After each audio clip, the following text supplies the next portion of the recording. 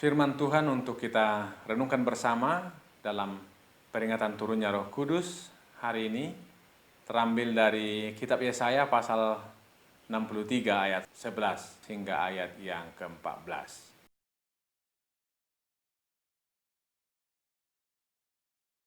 Istilah yang digunakan dalam bahasa Batak adalah hasasaor nitot di perbadia. Hasasaor dalam artian persekutuan atau bersama-sama. Artinya Roh Kudus tidak hanya sekedar turun, tetapi ketika Roh Kudus itu disambut, bahwa Roh Kudus itu bersatu, Roh Kudus itu memenuhi orang-orang percaya. Dan ini lebih mudah kita pahami kalau kita kembali ke firman Tuhan Kisah pasal yang kedua, ayat yang keempat, di situ dikatakan, maka penuhlah mereka dengan Roh Kudus. Jadi peristiwa atau perayaan turunnya Roh Kudus tidak hanya sekedar turun, tetapi sama seperti yang terjadi pada murid-murid ini dahulu kala, Roh Kudus memenuhi mereka. Maka minggu hari ini kita merayakan pemenuhan Roh Kudus terhadap orang-orang percaya. Bahwa Roh Kudus memenuhi kita, tinggal di dalam hati dan hidup kita. Itu sebabnya perayaan hari ini perayaan yang penuh sukacita. Sebab siapakah kita ini sehingga Roh Kudus memenuhi hidup kita? Itu adalah anugerah, itu adalah pemberian karena kasih setia Tuhan sendiri.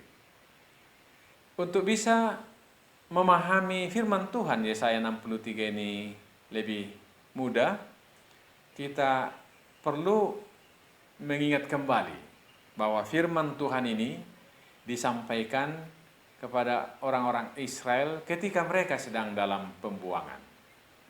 Mereka meninggalkan rumah mereka dan juga tidak beribadah di bait suci. Pastilah kehidupan yang seperti ini tidak menyenangkan, tidak enak.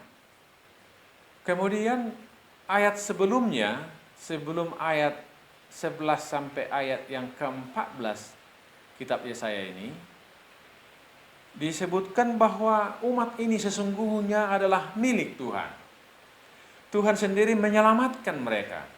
Tuhan sendiri menuntun mereka, menebus mereka dengan kasih setianya. Artinya segala sesuatu yang baik sudah mereka terima dari Tuhan. Masalahnya adalah seperti ayat 10. Tetapi mereka memberontak dan mendukakan Roh Kudusnya. Bangsa yang sudah menikmati kebaikan Tuhan, bangsa yang sudah mengalami kasih setia Tuhan, mereka ini memberontak dan mendukakan Roh Tuhan sendiri.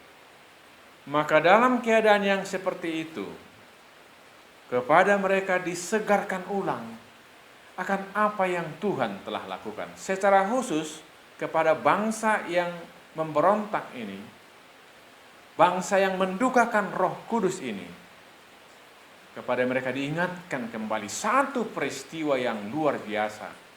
Satu peristiwa yang terus-menerus dari generasi ke generasi diceritakan, yaitu peristiwa di mana nenek moyang mereka keluar dari perhambaan Mesir, di mana tangan Tuhan menolong mereka. Dalam firman Tuhan ini, Musa sebagai hamba Tuhan dipakai untuk membebaskan, memimpin bangsa ini. Dengan tangan Tuhan yang agung, mereka dituntun supaya mereka lepas.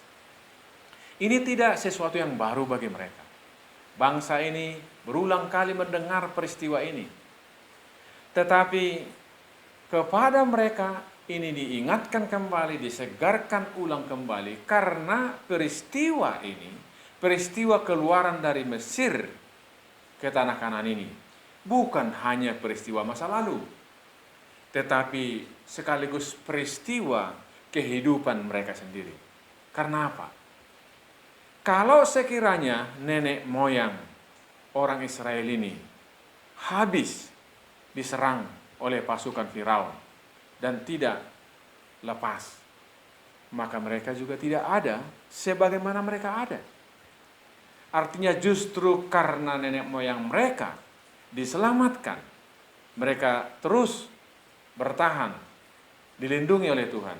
Dan Tuhan yang mengasihi nenek moyang mereka adalah Tuhan yang sama yang tetap setia kepada bangsa ini. Oleh karena itulah, saudaraku yang dikasihi Tuhan, pada perayaan Hasasaur Nitot di Perbadia hari ini, di mana kita memperingati Roh Kudus memenuhi murid-muridnya, memenuhi orang percaya, dan memenuhi hidup kita. Supaya kita beranjak dari umat yang mendukakan Roh Kudus menjadi umat yang membuahkan buah-buah roh. Ketika kita memperingati persekutuan kita dengan Roh Kudus, memperingati bahwa Roh Kudus memenuhi orang percaya, kita terpanggil untuk tidak mendukakan Roh Kudus, tetapi membuahkan buah-buah roh. Itu yang kita dengar dari epistel Galatia pasal yang kelima, ayat 16 sampai 26. Ketika kita menyambut Roh Kudus bekerja dalam hidup kita, Roh Kudus berkarya dalam hidup kita, maka roh yang sama menguatkan kita, menuntun kita untuk membuahkan buah-buah roh, kasih, sukacita, damai sejahtera, kesabaran, kemurahan, kebaikan, kesetiaan, kelemah lembutan, dan penguasaan diri. Saudaraku yang dikasihi Tuhan, Roh Kudus sendiri tetap siap sedia memenuhi hidup kita. Maka biarlah hari ini, hari yang istimewa yang khusus ini, kita menyambut kehadiran Roh Kudus memenuhi sepenuhnya hidup kita, bertahta dalam hati kita, supaya Roh Kudus itu menguatkan kita dan juga memimpin langkah kita, sehingga dalam hidup kita keseharian nyata buah-buah roh dalam kehidupan kita, sehingga hidup kita akan lebih baik, keluarga kita lebih baik, dunia di sekitar kita lebih baik, karena di situ terpancar buah-buah roh. Kiranya Roh Kudus yang kita rayakan terus-menerus memenuhi hidup kita, menguatkan kita, menuntun kita dalam menjalani hari-hari hidup yang Tuhan anugerahkan kepada kita. Amin.